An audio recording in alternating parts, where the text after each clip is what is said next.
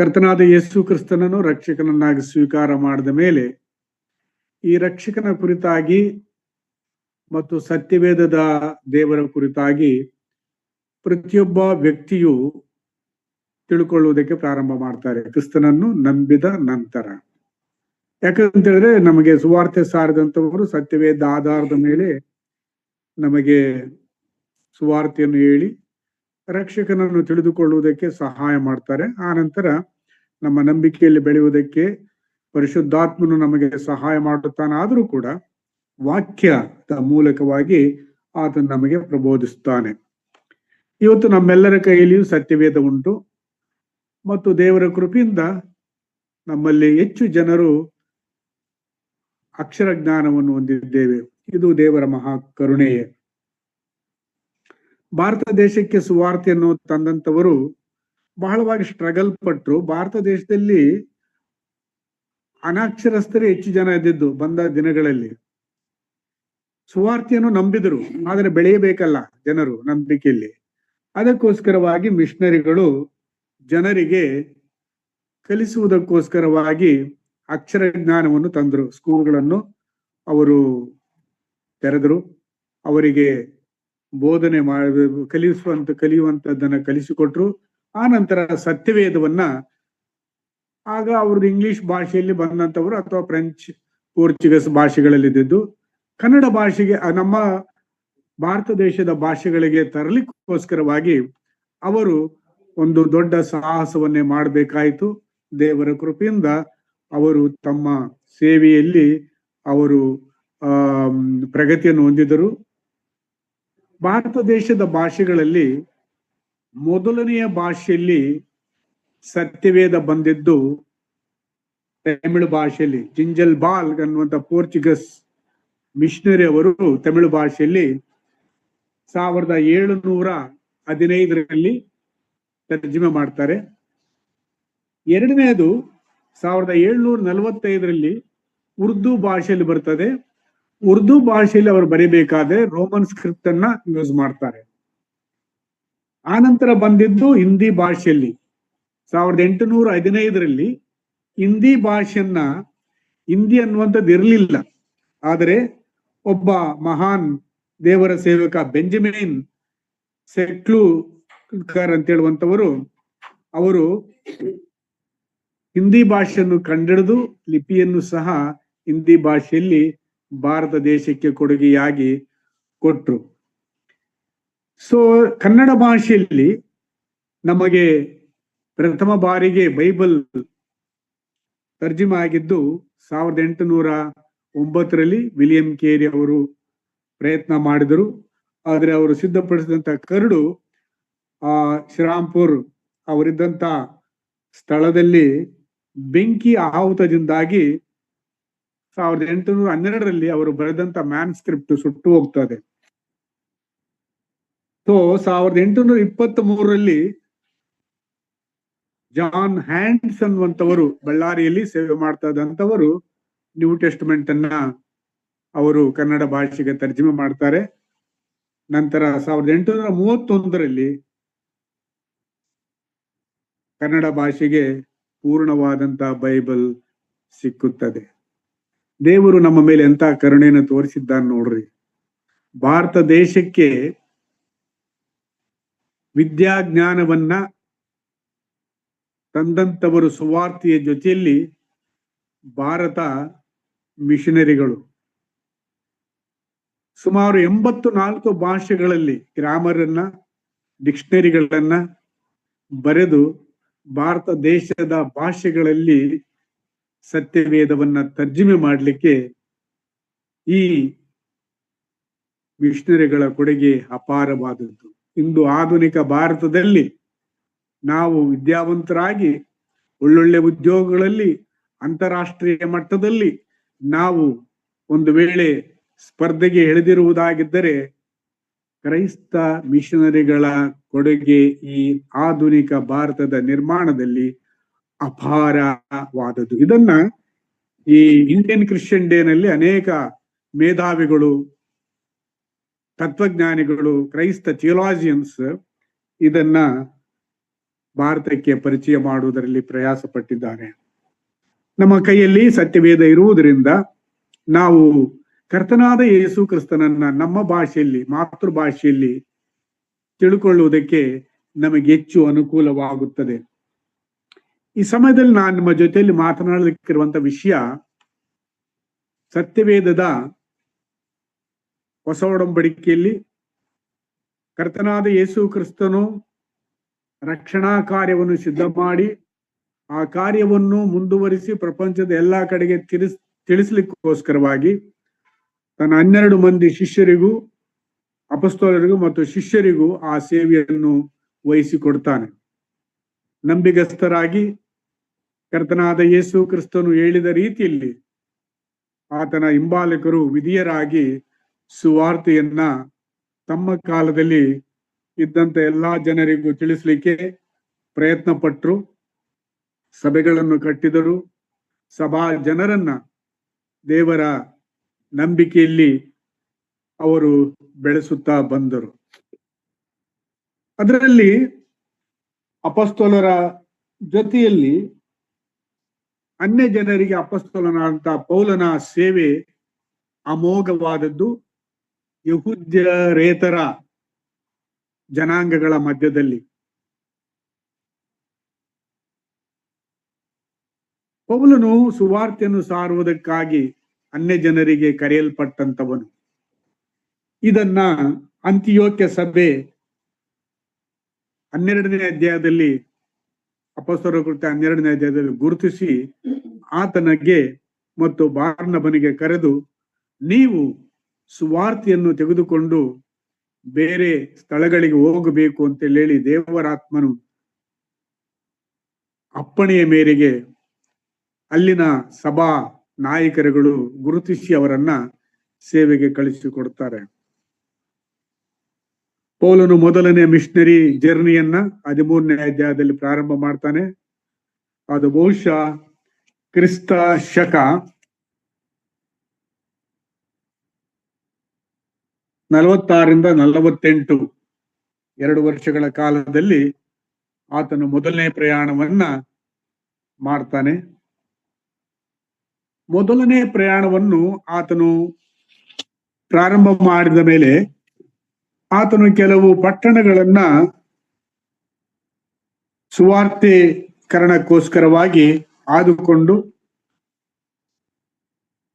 ಸುವಾರ್ತೆಯನ್ನು ಸಾರುತ್ತಾ ಆತನು ಅಂತಿಯೋಕ್ಯದಿಂದ, ಅಂದ್ರೆ ಇದು ಪಿಸಿದ್ದ ಅಂತಿಯೋಕ್ಯ, ಸೊ ಆ ಪಟ್ಟಣದಿಂದ ಆತನು ಮುಂದುವರಿದು ಲುಸ್ತ್ರ ಎಂಬಂತ ಪಟ್ಟಣಕ್ಕೆ ಆತನು ಬರ್ತಾನೆ. ಲುಸ್ತ್ರ ಅನ್ನುವಂಥದ್ದು ಆಗಿನ ರೋಮ್ ರಾಜ್ಯದ ಏಷ್ಯಾ ಮೈನರಲ್ಲಿ ಇದ್ದಂತ ಒಂದು ಪಟ್ಟಣ. ಈಗ ಅದು ಟರ್ಕಿಯಲ್ಲಿದೆ. ಈಗ ಟರ್ಕಿ ದೇಶದಲ್ಲಿ ಈ ಸ್ಥಳ ಇದೆ. ಈಗ ಅದು ಆ ಸ್ಥಳದಲ್ಲಿ ಬರುವಾಗ ಪೌಲನಿಗೆ ಆ ಸ್ಥಳದಲ್ಲಿ ಸನ್ಮಾನ ಆಗ್ತದೆ. ಮತ್ತು ಸನ್ಮಾನ ಆದಮೇಲೆ ಆತನನ್ನ ಕಲ್ಲೊಡೆದು ಸಾಯಿಸಿ ಸತ್ತ ಅಂತೇಳಿ ಹೇಳಿ ಊರ ಹೊರಗೆ ಎಳೆದು ಬಿಡ್ತಾರೆ. ಈ ಪಟ್ಟಣದಲ್ಲಿ ಒಂದು ಕುಟುಂಬ ಇತ್ತು. ಅದರ ಕುರಿತಾಗಿ ನಾವು 16ನೇ ಅಧ್ಯಾಯದಲ್ಲಿ ನೋಡ್ತೇವೆ. 16ನೇ ಅಧ್ಯಾಯದ ಮೊದಲು ಕೆಲವು ವಚನಗಳನ್ನ ಓದೋಣ. ಇದು 2ನೆಯ ಮಿಷನರಿ ಜರ್ನಿಯಲ್ಲಿ ರೆಕಾರ್ಡ್ ಆಗಿರುವಂತದ್ದು. ಮೊದಲನೇ ಮಿಷನರಿ ಜರ್ನಿಯಲ್ಲಿ ಆತನು ಲುಸ್ತ್ರ ಪಟ್ಟಣಕ್ಕೆ ಬರ್ತಾನೆ. 2ನೇ ಪ್ರಯಾಣದಲ್ಲಿ ಆತನು ಲುಸ್ತ್ರ ಪಟ್ಟಣಕ್ಕೆ ಬಂದಾಗ ಲುಸ್ತ್ರದಲ್ಲಿ ತಿಮೋತಿನೆಂಬ ಒಬ್ಬ ಶಿಷ್ಯನಿದ್ದನು. ಸೊ ಪೌಲನು ಮೊದಲನೆಯ ಮಿಷನರಿ ಪ್ರಯಾಣದಲ್ಲಿ ಲುಸ್ತ್ರ ಪಟ್ಟಣಕ್ಕೆ ಬಂದಾಗ ಈ ತಿಮೋತಿಯನು ಸುವಾರ್ತೆಯನ್ನು ಕೇಳಿದ್ದಾನೆ. ಈ ತಿಮೋತಿಯನ ಹಿನ್ನೆಲೆಯನ್ನ 2ನೇ ವಚನದಲ್ಲಿ ನೋಡ್ತೀವಿ. ಅವನು ಕ್ರಿಸ್ತನನ್ನು ನಂಬಿದ್ದ ಒಬ್ಬ ಯಹೂದಿ ಸ್ತ್ರೀಯ ಮಗನು. ಈತನ ತಾಯಿ ಕ್ರಿಸ್ತನನ್ನು ನಂಬಿದ್ದಾಳೆ. ಸೊ ಬಹುಶಃ ಈಕೆಗೆ ಸುವಾರ್ತೆ ಪೌಲನ ಮುಂದೆ ಸಿಕ್ತಾ ಅಥವಾ ಆತ ಅದಕ್ಕೂ ಮೊದಲು ಯಹೂದ್ಯಳಾಗಿದ್ದರಿಂದ ಕೆಲವು ಯಹೂದ್ಯ ಕ್ರೈಸ್ತ ವಿಶ್ವಾಸಿಗಳು ಈಕೆಗೆ ಬಂದು ಹೇಳಿದ್ರ ನಮಗೆ ಮಾಹಿತಿ ಇಲ್ಲ. ಆದ್ರೆ ಈಕೆ ಕ್ರಿಸ್ತನನ್ನು ನಂಬಿದಂತ ವಿಶ್ವಾಸಿ. ಈಕೆಯ ಗಂಡ ಗ್ರೀಕನು. ಸೊ ಈಕೆ ಯಹೂದ್ಯಳು, ಈಕೆ ಗಂಡ ಗ್ರೀಕ. ಸೊ ಈಕೆಯ ಮಗನು ತಿಮೋತಿಯನು ಬಹುಶಃ ತನ್ನ ತಾಯಿಯ ಅಥವಾ ಅಜ್ಜಿ ಕೂಡ ಯೂನಿಕೆ ಅಜ್ಜಿ ಅಂತ ಹೇಳುವಂತದ್ದನ್ನ ನಾವು ಮೊದಲನೇ ತಿಮೋತಿಯನಿಗೆ ಬರೆದ ಪತ್ರದಲ್ಲಿ ನೋಡ್ತೀವಿ. ಯೂನಿಕೆ ಅಜ್ಜಿ ಅಥವಾ ಲೋಯಿ ಅಜ್ಜಿ, ಯೂನಿಕೆ ತಾಯಿಯು ಭಕ್ತಿವಂತಳು ಮತ್ತು ಕ್ರಿಸ್ತ ನಂಬಿಕೆಯಲ್ಲಿ ಇದ್ದಂಥವಳು. ಈಕೆಯ ಮಗನೇ ತಿಮೋತಿಯನು ಒಂದು ವೇಳೆ ಯಾವಾಗ ಕ್ರಿಸ್ತನನ್ನು ನಂಬಿದ? ಪೌಲನು 2ನೇ ತಿಮೋತಿಯನಿಗೆ ಬರೆದ ಪತ್ರದಲ್ಲಿ ಹೇಳ್ತಾನೆ, ನಿನ್ನಲ್ಲಿರುವಂತಹ ನಿಷ್ಕಪಟವಾದ ನಂಬಿಕೆ ನಾನು ಗುರುತಿಸಿದ್ದೇನೆ. ಆ ನಂಬಿಕೆ ನಿನ್ನ ತಾಯಿಯಲ್ಲಿಯೂ ನಿನ್ನ ಅಜ್ಜಿಯಲ್ಲಿಯೂ ಇತ್ತು ಅಂತ ಹೇಳ್ತಾನೆ. ಸೊ ಆದ ಕಾರಣ ಅಜ್ಜಿಯಿಂದ ಪ್ರಭಾವಿತನಾಗಿ ಯಹೂದಿ ಗ್ರಂಥಗಳಲ್ಲಿ ಶಿಸ್ತಿನಿಂದ ಕಲಿತಂತ ಒಬ್ಬ ಯವನಸ್ಥ ಅಥವಾ ಸಣ್ಣ ಪ್ರಾಯದಲ್ಲಿ ಅವನಿಗೆ ಯಹೂದಿ ಗ್ರಂಥಗಳ ಪರಿಚಯವಾಗಿದೆ. ತಾಯಿಯು ಕ್ರಿಸ್ತ ನಂಬಿಕೆಯನ್ನು ಬಂದ ಮೇಲೆ ಯಹೂದಿ ಅಂದ್ರೆ ಹಳೆ ಒಡಂಬಡಿಕೆ ಗ್ರಂಥಗಳ ಆಧಾರದ ಮೇಲೆ ಕ್ರಿಸ್ತನನ್ನು ಈತನು ತಿಳ್ಕೊಳ್ಳುವುದಕ್ಕೆ ತಾಯಿಯ ಪಾತ್ರ ಅಪಾರವಾಗಿದೆ. ಹೀಗೆ ತಿಮೋತಿಯನು ಪೌಲನ ಮೊದಲನೆಯ ಪ್ರಯಾಣದಲ್ಲಿ ಪೌಲನ ಮುಖಾಂತರವಾಗಿ ಒಬ್ಬ ಯಹೂದಿ ಪರಿಸಾಯನ ಮುಖಾಂತರವಾಗಿ ಸುವಾರ್ತೆಯನ್ನು ಕೇಳಿದ್ದಾನೆ ಅಂತೇಳಿ ನಾವು ಹೇಳುವುದಾಗಿದ್ರೆ, ಪೌಲನು ಬಂದಾಗ ಇದನ್ನು ನಂಬಿಕೆಗೆ ಬಂದ ಅಂತೇಳಿ ನಾವು ಅಂದಾಜು ಮಾಡುವುದಾಗಿದ್ದರೆ ಇಲ್ಲಿಗೆ 2 ವರ್ಷ ಆಗಿದೆ. ಈ ಮೊದಲನೆಯ ಜರ್ನಿ ಪ್ರಯಾಣ 46ರಿಂದ 48, 2ನೇ ಪ್ರಯಾಣ 49ರಿಂದ 52. ಒಂದು ವೇಳೆ 2-3 ವರ್ಷಗಳ ಹಿಂದೆ ಈತನು ಸುವಾರ್ತೆಯನ್ನು ನಂಬಿದ್ದಾನೆ ತಿಮೋತಿಯನು. ಸೊ ತಿಮೋತಿಯನ ಬ್ಯಾಕ್ಗ್ರೌಂಡ್ ಅಲ್ಲಿ ಈತನು ಯಹೂದಿ ಸ್ತ್ರೀಯ ಮಗನು.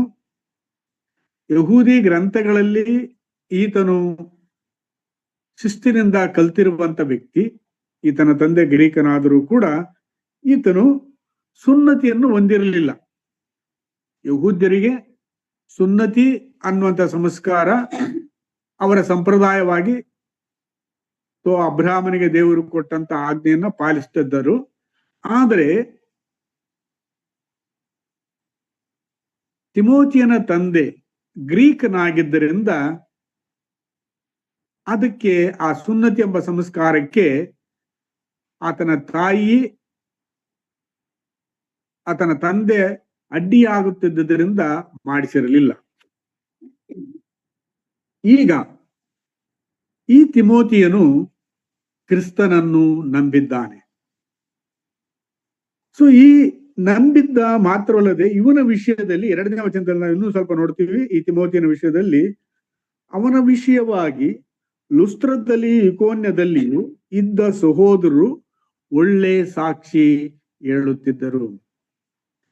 ಸೊ ತಿಮೋತಿಯನು ವಿಶ್ವಾಸಿ ಮಾತ್ರವಲ್ಲ, ಹೊರಗಿನ ಸಮಾಜದಲ್ಲಿ ತನ್ನ ಪರಿಚಯಸ್ಥರ ಗುಂಪಿನಲ್ಲಿ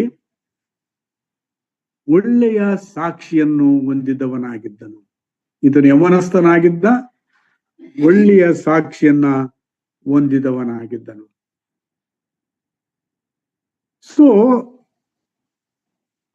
ಮೊದಲನೆಯ ಪ್ರಯಾಣದಲ್ಲಿ ಪೌಲನು ಈ ಲುಸ್ತ್ರ ಪಟ್ಟಣಕ್ಕೆ ಬರ್ತಾನೆ. ಲುಸ್ತ್ರ ಪಟ್ಟಣಕ್ಕೆ ಬಂದಾಗ ಅಲ್ಲಿ ಈತನಿಗೆ ಬಹಳವಾದಂತಹ ಹಿಂಸೆಗಳು ಉಂಟಾಗ್ತದೆ. 14ನೇ ಅಧ್ಯಾಯದಲ್ಲಿ ಬರೋಣ. ಅಪೊಸ್ತಲರ ಕೃತ್ಯ 14ನೇ ಅಧ್ಯಾಯದಲ್ಲಿ ನೋಡುವಾಗ ಇವರು ಪ್ರಯಾಣ ಶುರು ಮಾಡಿದ್ದೇ ಯಹೂದ್ಯರ ಸಭಾಮಂದಿರಗಳಲ್ಲಿ ಸುವಾರ್ತೆಯನ್ನು ಸಾರ್ತಾ ಹೋಗ್ತಾರೆ. ಕೆಲವರು ನಂಬುತ್ತಾರೆ, ಕೆಲವರು ವಿರೋಧ ಮಾಡ್ತಾರೆ. ಸೊ ವಿರೋಧ ಮಾಡಿದಾಗ ಪೌಲ ಮತ್ತು ಬಾರ್ನಬರು ಅವರನ್ನು ಬಿಟ್ಟು ನಂಬಿಕೆಯ ವಿಷಯದಲ್ಲಿ ತಮ್ಮ ಸಮ್ಮತಿಯನ್ನು ತೋರಿಸಿದಂತಹ ಶಿಷ್ಯರ ಜೊತೆಯಲ್ಲಿ ಅವರು ಒಡನಾಡ ಮಾಡಿ ಅವರನ್ನ ಬಲಪಡಿಸ್ತಾ ಸುವಾರ್ತೆಯನ್ನು ಸಾರ್ತಾ ಇರುವಾಗ ಎರಡು ಗುಂಪುಗಳು ಪ್ರತಿಯೊಂದು ಸ್ಥಳದಲ್ಲಿ ನಾವು ಕಾಣ್ತೀವಿ. ಒಂದು ಇವರ ಪರವಾಗಿರುವಂತದ್ದು, ಇನ್ನೊಂದು ಇವರ ವಿರೋಧವಾಗಿರುವಂತದ್ದು. ಇವರ ವಿರೋಧವಾಗಿರುವಂತ ಗುಂಪು ಅವರ ಮೇಲೆ ಆಪಾದನೆ ಹೊರಿಸುವಂಥದ್ದು, ಅವರನ್ನ ಬೆದರಿಸುವಂಥದ್ದು, ಅವರನ್ನು ವಿಚಾರಣೆಗೆ ಗುರುಪಡಿಸುವಂಥದ್ದು ಮತ್ತು ಓಡಿಸಿ ಬಿಡುವಂತ ಕಾರ್ಯಗಳನ್ನ ನಾವು ನೋಡ್ತೀವಿ. ಇಕೋನ್ಯದಲ್ಲಿ ಹೀಗೆ ಆಯಿತು. ಅಲ್ಲಿಂದ ಅವರು ಈಗಾದ್ದರಿಂದ ಅಲ್ಲಿಂದ ಅವರು ಮುಂದಕ್ಕೆ ಪ್ರಯಾಣ ಮಾಡಿ ಲುಸ್ತ್ರ ಪಟ್ಟಣಕ್ಕೆ ಬರ್ತಾರೆ. ಲುಸ್ತ್ರ ಪಟ್ಟಣಕ್ಕೆ ಬಂದಾಗ ಲುಸ್ತ್ರದಲ್ಲಿ ಅವರು ಸುವಾರ್ತೆಯನ್ನು ಸಾರುವಾಗ ಅಲ್ಲಿ ಆ 8ನೇ ವಚನದಲ್ಲಿ 14ನೇ 8ನೇ ವಚನದಲ್ಲಿ ನೋಡ್ತೀವಿ, ಒಬ್ಬ ಹುಟ್ಟು ಕುಂಟ ಇರ್ತಾನೆ. ಪೌಲನು ಸುವಾರ್ತೆಯನ್ನು ಸಾರ್ತಾ ಇರುವಾಗ ಅವನನ್ನು ನೋಡಿ ಎದ್ದು ನಡೆ, ಕಾಲೂರಿ ನೆಟ್ಟಿಗೆ ನಿಂತುಕೋ ಅಂತೇಳಿ 10ನೇ ವಚನದಲ್ಲಿ ಅವನಿಗೆ ಹೇಳುವಾಗ ಕೂಡಲೇ ಆ ಮನುಷ್ಯನು ನಡೆದಾಡಿದನು. ಇದೊಂದು ಅದ್ಭುತ. ಹುಟ್ಟು ಕುಂಟ, ಕಾಲನ್ನು ಹೊಂದಿದವನಾಗಿ ಆತನು ಓಡಾಡುವುದನ್ನ ಜನರು ನೋಡಿದಾಗ ಇದೊಂದು ಅದ್ಭುತವಾದಂತ ವಿಷಯ. ಇದನ್ನ ದೇವರಲ್ಲದೆ ಬೇರೆ ಮಾಡುವುದಕ್ಕೆ ಆಗುವುದಿಲ್ಲ ಅಂತ ಹೇಳಿ ಗ್ರೀಕ್ ತತ್ವಜ್ಞಾನಿಗಳು ಇವರನ್ನ ದೇವರುಗಳು ಅಂತೇಳಿ, ಒಬ್ಬನಿಗೆ ಹೆರ್ಮೋನ್ ದೇವತೆ, ಇನ್ನೊಬ್ಬನಿಗೆ ದೌಸ್ಯ ದೇವತೆ ಅಂತೇಳಿ ಹೇಳಿ ಕರೆದು ಅವರನ್ನ ಹೂವಿನಾರ ಹಾಕಿ ಅವರಿಗೆ ಪೂಜೆಯನ್ನು ಸಹ ಮಾಡುವುದನ್ನ ಈ ಇಬ್ಬರು ಪೌಲ ಮತ್ತು ಬಾರ್ನಬರು ವಿರೋಧಿಸಿದಾಗ ಆ ಸಂದರ್ಭಕ್ಕೆ ಸರಿಯಾಗಿ ಇವರು ನಾವು ಮನುಷ್ಯ ಮಾತ್ರದವರು, ದೇವರೊಬ್ಬನೇ ನಮ್ಮಿಂದ ಪುರಸ್ಕಾರ ಅಥವಾ ಪೂಜೆಗಳನ್ನು ಹೊಂದಲಿಕ್ಕೆ ಯೋಗ್ಯನು ಅಂತೇಳಿ ಅವರಿಗೆ ಹೇಳುತ್ತಾ ಬರುವಾಗ, ಸೊ ಅದೇ ಸಂದರ್ಭದಲ್ಲಿ ಈ ಸಂಗತಿಯನ್ನು ಅಂತಿಯೋಕ್ಯ ಇಕೋನ್ಯದಲ್ಲಿದ್ದಂತ ಯಹೂದ್ಯರು ಕೇಳಿ, ಪೌಲನು ಹೀಗೆ ಇಕೋನ್ಯದಲ್ಲಿ ಒಂದು ಮಹತ್ವ ಮಾಡಿ ಅಲ್ಲಿ ಸುವಾರ್ತೆ ಸಾರ್ತಾದಂತ ಕೇಳಿಸಿಕೊಂಡು ಇಲ್ಲಿಗೆ ಬಂದು ಲುಸ್ತ್ರ ಪಟ್ಟಣಕ್ಕೆ ಬಂದು ಅಲ್ಲಿನ ಜನರನ್ನು ಸೇರಿಸಿ ಅವರನ್ನು ವಿರೋಧವಾಗಿ ಎತ್ತಿ ಕಟ್ಟಿ ಕಲ್ಲೆಸೆಯುವ ಹಾಗೆ ಮಾಡಿಬಿಡ್ತಾರೆ, ಕಲ್ಲೆಸಿತಾರೆ. ಸೊ ಇನ್ನೇನು ಪೌಲನು ಸತ್ತ ಅಂತೇಳಿ ಹೇಳಿ ಎಲ್ಲ ಅಂದುಕೊಂಡಿದ್ರು. ಮತ್ತು ಅನೇಕ ಶಿಷ್ಯರು ಕೂಡ ಇವನು ಸತ್ತ ಅಂತೇಳಿ ಹೇಳಿ ಭಾವಿಸ್ತಾ ಇರುವಂತಹ ಸಂದರ್ಭದಲ್ಲಿ ದೇವರು ಅದ್ಭುತವನ್ನು ಮಾಡಿದ. ಪೌಲನು ಎದ್ದು ಊರೊಳಗೆ ಅವರ ಜೊತೆಯಲ್ಲಿ ಹೋಗ್ತಾನೆ. ಸೊ ಇದು ಈ ಪಟ್ಟಣದ ಹಿನ್ನೆಲೆ. ಈ ಪಟ್ಟಣದಲ್ಲಿ ನಾವು ಏನ್ ನೋಡ್ತೀವಿ, ಇಲ್ಲಿ ಯಹೂದ್ಯರಿದ್ದಾರೆ ಮತ್ತು ಮಿಕ್ಸ್ಡ್ ಯಹೂದ್ಯರು ಇದ್ದಾರೆ. ಅಂದ್ರೆ ಗ್ರೀಕ್ ಯಹೂದ್ಯರು ಗ್ರೀಕರನ್ನ ಮದುವೆ ಆಗಿರುವಂತ ಒಂದು ಮಿಕ್ಸ್ಡ್ ಹೀಬ್ರೂ ಜನಾಂಗ ಇಲ್ಲಿ ಇದೆ. ಮತ್ತು ಈ ಊರಲ್ಲಿ ಸುವಾರ್ತೆಗೆ ಮೊದಲಿಗೆ ಒಳ್ಳೆ ಅವಕಾಶ ಇತ್ತು, ಸ್ವೀಕಾರ ಮಾಡಿದ್ದಾರೆ, ಕೆಲವರು ನಂಬಿದ್ದಾರೆ. ಅದೇ ಸಮಯದಲ್ಲಿ ಈ ಪಟ್ಟಣದಲ್ಲಿ ಪೌಲ ಮತ್ತು ಬಾರ್ನಬರಿಗೆ ಒಂದು ಗೌರವವಿದೆ.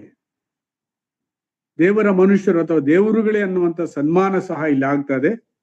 ಅದೇ ಸಮಯದಲ್ಲಿ ಹಿಂಸೆಗಳು ಸಹ ಇವರ ಬೆನ್ನಟ್ಟಿದೆ. ಜನರು ಇವರನ್ನ ಊರಿಂದ ಊರಿಗೆ ಓಡಿಸಿದ ಮಾತ್ರವಲ್ಲ, ಇಕೋನ್ಯದಲ್ಲಿ ಕೂಡ ಪೌಲನ ಮೇಲೆ ಕಲ್ಲೆಸೆದು ಸಾಯುವ ಹಾಗೆ ಮಾಡಿದರು. ಸೊ ಇದು ಈ ಪಟ್ಟಣದ ಹಿನ್ನೆಲೆ. ಸೊ ಪೌಲನು ಸುವಾರ್ತೆಯನ್ನು ಸಾರುವಾಗ ಅವನ ಉದ್ದೇಶ ಏನಾಗಿತ್ತು ಅಂತ ಹೇಳಿದ್ರೆ, ಕ್ರಿಸ್ತನ ಸುವಾರ್ತೆಯನ್ನು ಸಾರಿ ನಂಬಿದವರನ್ನ ಸಭೆಯಾಗಿ ಸೇರಿಸಿ, ಅಂದ್ರೆ ಅನ್ಯೋನ್ಯತೆಗೆ ಸೇರಿಸಿ, ಅವರಿಗೆ ತನ್ನ ಕೈಲಾದಷ್ಟರ ಮಟ್ಟಿಗೆ ಹೊಸ ಒಡಂಬಡಿಕೆಯ ಸುವಾರ್ತೆಯ ವಿಷಯಗಳನ್ನ ಸ್ಪಷ್ಟೀಕರಿಸಿ ಕ್ರಿಸ್ತನನ್ನು ಹೇಗೆ ಅನುಸರಿಸಬೇಕು. ಯಾಕಂತ ಹೇಳಿದ್ರೆ ಈತನು ಯಹೂದಿಯನು, ಈತನು ಹೋಗುತ್ತಿರುವಂತಹ ಸ್ಥಳಗಳಲ್ಲೆಲ್ಲ ಇರುವಂತವರು ಯಹೂದಿ ಮತಕ್ಕೆ ಸೇರಿದಂತ ಗ್ರೀಕರುಗಳು ಅಥವಾ ಗ್ರೀಕರು. ಇದೇ ಈತನು ಹೋದ ಸ್ಥಳಗಳೆಲ್ಲ. ಯಾಕಂದ್ರೆ ರೋಮ್ ಸಾಮ್ರಾಜ್ಯದಲ್ಲಿ ಈ ಪ್ರವೃತ್ತಿ ಇತ್ತು. ನಿಮಗೆ ಚರಿತ್ರೆ ನೆನಪಾಗಬೇಕು, ಕ್ರಿಸ್ತಪೂರ್ವ 722ರಲ್ಲಿ ಉತ್ತರ ರಾಜ್ಯ ದಕ್ಷಿಣ ರಾಜ್ಯ ಯಹೂದ್ಯರಲ್ಲಿ ರೆಹಬ್ಬಾಮನ ಕಾಲದಲ್ಲಿ ವಿಂಗಡವಾಗ್ತದೆ. ಉತ್ತರ ಇಸ್ರಾಯೇಲ್ಯರಲ್ಲಿ ಉತ್ತರ ರಾಜ್ಯದಲ್ಲಿ ಸಮಾರ್ಯ ಅವರ ಮುಖ್ಯ ಪಟ್ಟಣ, ಕ್ಯಾಪಿಟಲ್ ಸಿಟಿ. ದಕ್ಷಿಣದಲ್ಲಿ ಯೆರೂಸಲೇಮ್ ಕ್ಯಾಪಿಟಲ್ ಸಿಟಿ. ಅದರಲ್ಲಿದ್ದಂಥವರು ಯಹೂದ್ಯರು ಮತ್ತು ಬೆನ್ಯಾಮೀನರು. ಉಳಿದ 10 ಕುಲಗಳವರು ಉತ್ತರ ರಾಜ್ಯದಲ್ಲಿ ಯಾರೊಬ್ಬಾಮನ ಆ ರಾಜ್ಯಭಾರದಲ್ಲಿ ಅವರು ಬೇರೆಯಾದರು. ದಕ್ಷಿಣ ದೇಶದಲ್ಲಿದ್ದಂಥವರು, ದಕ್ಷಿಣ ಭಾಗದಲ್ಲಿದ್ದಂಥವರು ದೇವರ ನಿಯಮಗಳನ್ನು, ಯಾಜಕತ್ವವನ್ನ, ಪ್ರವಾದಿಗಳನ್ನ ಹೊಂದಿದವರಾಗಿ ಅವರು ಅಬ್ರಹಾಮನ ಒಡಂಬಡಿಕೆಗೆ ಒಳಪಟ್ಟವರಾಗ ಮೋಶೆ ಧರ್ಮಶಾಸ್ತ್ರಕ್ಕೆ ವಿಧಿಯರಾಗಿ ನಡೆಯುತ್ತಿದ್ದಂತಹ ಜನಾಂಗ. ಆದರೆ ಉತ್ತರ ಭಾಗದಲ್ಲಿದ್ದಂತಹ ಯಹೂದ್ಯರು ಇತರ ಜನಾಂಗಗಳೊಟ್ಟಿಗೆ ಕಲಬೆರಕೆ ಆಗಿ ಅವರು ವಿಗ್ರಹಾರಾಧನೆಗಳನ್ನು ಮಾಡುತ್ತಾ ಅಲ್ಲಿನ ಜನರ ಸಂಸ್ಕೃತಿಯನ್ನ ಅಳವಡಿಸಿಕೊಳ್ತಾ ಇದ್ರು. ಅನೇಕ ಸಲ ಈ ರಾಜ್ಯವು ಇತರ ಆಡಳಿತಗಳಿಗೆ ಒಳಪಟ್ಟಿದ್ದರಿಂದ ಕೆಲವು ಸಲ ಸೆರೆವಾಸಗಳು, ಕೆಲವು ಸಲ ಇತರ ರಾಜರುಗಳ ಆಡಳಿತಕ್ಕೆ ಒಳಪಟ್ಟಿದ್ದರಿಂದ ಇವರಲ್ಲಿ ಮೋಶೆ ಧರ್ಮಶಾಸ್ತ್ರ, ಯಾಜಕತ್ವ ಅಷ್ಟು ಪ್ರಬಲವಾಗಿ ಇರಲಿಲ್ಲ. ಇದು ಇವರ ಹಿನ್ನೆಲೆ. ಹೀಗಿರುವಾಗ ಇಲ್ಲಿ ಯೆಹೋವ ದೇವರ ಆರಾಧನೆಗೆ ಹೆಚ್ಚು ಮಾನ್ಯತೆ ಇರಲಿಲ್ಲ. ಮತ್ತು ಕ್ರಿಸ್ತ ಪೂರ್ವ 722ರಲ್ಲಿ ಈ ಉತ್ತರ ರಾಜ್ಯ ಪತನವಾಯಿತು. ಅಸಿರಿಯಾ ರಾಜ್ಯದ ಬಂದು ಚಕ್ರಾಧಿಪತ್ಯದಲ್ಲಿ ಈ ಸಮಾರ್ಯ ಸೀಮೆಯಲ್ಲಿದ್ದಂತಹ ಎಲ್ಲಾ ಇಸ್ರಾಯೇಲರನ್ನು ಹಿಡಿದು ತನ್ನ ರಾಜ್ಯಗಳಿಗೆ ಕರೆದುಕೊಂಡೋಗಿ, ತನ್ನ ಸಂಸ್ಥಾನಕ್ಕೆ ಕರ್ಕೊಂಡೋಗಿ ಅವನ ಸಂಸ್ಥಾನದಲ್ಲಿದ್ದಂತ ಕೆಲವರನ್ನ ಇಲ್ಲಿಗೆ ತಂದ. ಆ ಸಮಯದಲ್ಲಿ ಅನೇಕ ಇಸ್ರಾಯೇಲರು ಯುದ್ಧದಲ್ಲಿ ಸತ್ತು ಹೋದ್ರು. ಉಳಿದಂತವರನ್ನ ಆತನು ಸಮಾರ್ಯ ಪಟ್ಟಣದಿಂದ ಹೊರಗಡೆ ಕರ್ಕೊಂಡೋಗಿ ಇತರ ಜನರನ್ನ ತಂದು ಆ ಸಮಾರ್ಯ ಪಟ್ಟಣದಲ್ಲಿ ಬಿಟ್ಟ. ಸೊ ಆ ಅಶ್ಶೂರದ ಚಕ್ರಾಧಿಪತ್ಯದಲ್ಲಿ ಇಸ್ರಾಯೇಲ್ ಉತ್ತರ ರಾಜ್ಯವು ಚಲ್ಲಾಪಿಲ್ಲಿಯಾಯಿತು. ಬೇರೆ ಬೇರೆ ದೇಶಗಳಿಗೆ ಅವರು ವಲಸೆ ಹೊರಟು ಬಿಟ್ರು. ಸೊ ಹೀಗೆ ವಲಸೆ ಹೋದಂತವರು ಬೇರೆ ಬೇರೆ ಕಡೆ ಸೆಟ್ಲ್ ಆದ್ರು. ಈ ಒಂದು ಏಷ್ಯಾ ಮೈನರ್ ಅಲ್ಲಿ ಇದ್ದಂತ ಈ ದೇಶಗಳಲ್ಲಿ, ಈಗ ಇತ್ತಿನ ಮಾಡರ್ನ್ ಟರ್ಕಿ, ಆಗಿನ ಕಾಲದ ಲುಸ್ಟ್ರಾ ಮತ್ತು ಇಕೋನಿಯಂ, ದರ್ಬೆ, ಈ ಸ್ಥಳಗಳಲ್ಲಿ ಚದುರಿ ಹೋಗಿದ್ರು. ಗ್ರೀಕರಲ್ಲಿ ಈ ಬೇರೆ ಬೇರೆ ಕಡೆಗಳಲ್ಲಿ ಇತ್ತೀಚೆಗೆ ಒಂದು ವಿಡಿಯೋ ಕೂಡ ನಮ್ಮ ಕೆಲವರು ಮಾಡಿದ್ದಾರೆ. ನಮ್ಮ ದೇಶಕ್ಕೆ ಮನಸ್ಸೆ ಕುಲದವರು ಬಂದಿದ್ದಾರೆ. ಮಣಿಪುರದಲ್ಲಿ ಈಗಲೂ 9,000 ಜನರು 2023ವರೆಗೂ ವಾಸವಾಗಿದ್ದರು, ಮನಸ್ಸೆ ಕುಲದವರು ಅಂತೇಳಿ ಹೇಳಿ ಒಂದು ಡಾಕ್ಯುಮೆಂಟ್ರಿ ಇದೆ.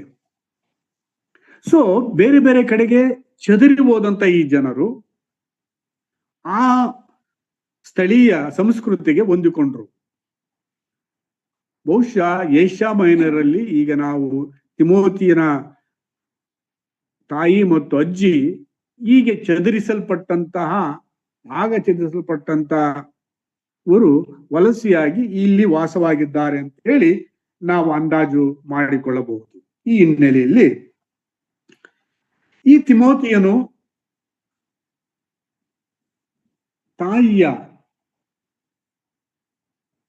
ಶಿಸ್ತಿನಲ್ಲಿ, ಅಜ್ಜಿಯ ಶಿಸ್ತಿನಲ್ಲಿ ಬೆಳೆದಂತ ವ್ಯಕ್ತಿ. ತಂದೆ ಗ್ರೀಕನಾಗಿದ್ದರೂ ಕೂಡ ಗ್ರೀಕ್ ಸಂಸ್ಕೃತಿಯ ಪ್ರಭಾವ ಇವನಲ್ಲಿದ್ದದ್ದು ಇಸ್ರಾಯೇಲ್ಯರ ಆ ಒಂದು ಧರ್ಮಶಾಸ್ತ್ರದ ಅಡಿಯಲ್ಲಿ ಆತನು ಬೆಳೆದನು. ಸಣ್ಣ ಪ್ರಾಯದಲ್ಲಿಯೇ ಈತನಿಗೆ ದೇವರ ಗ್ರಂಥಗಳ ಪರಿಚಯವಾಯಿತು. ಪೌಲನು 2ನೇ ತಿಮೋತಿಯನಿಗೆ ಬರೆಯುವಾಗ ಹೇಳ್ತಾನೆ, ನಿನಗೆ ಸಣ್ಣ ಪ್ರಾಯದಲ್ಲಿಯೇ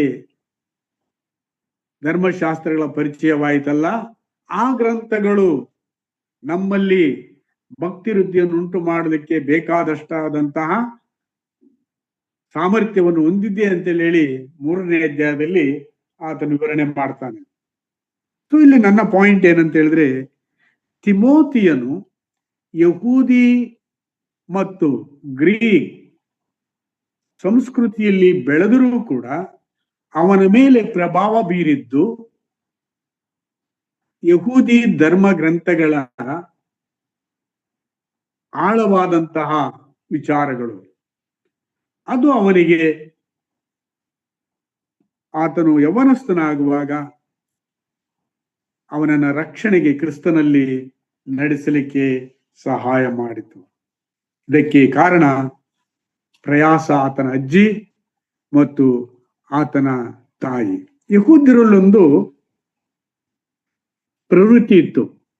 ಸಣ್ಣ ಪ್ರಾಯದಲ್ಲಿ ಮಕ್ಕಳಿಗೆ ಸಭಾಮಂದಿರದಲ್ಲಿ ಕರೆದುಕೊಂಡೋಗಿ ಅವರಿಗೆ ಧರ್ಮಶಾಸ್ತ್ರದ ವಿಷಯದಲ್ಲಿ ಕಟ್ಟುನಿಟ್ಟಾದ ಬೋಧನೆಗಳನ್ನ, ಅದನ್ನು ಹೇಗೆ ಬಾಯ್ಪಾಠ ಮಾಡಬೇಕು, ಹೇಗೆ ಅದನ್ನ ಓದಬೇಕು ಅನ್ನುವುದರ ವಿಷಯದಲ್ಲಿ ಮತ್ತು ಅವುಗಳ ಸಂಬಂಧಪಟ್ಟಂತ ಕಥೆಗಳನ್ನ ಅವರು ಹೇಳಿಕೊಡುತ್ತಿದ್ದರು.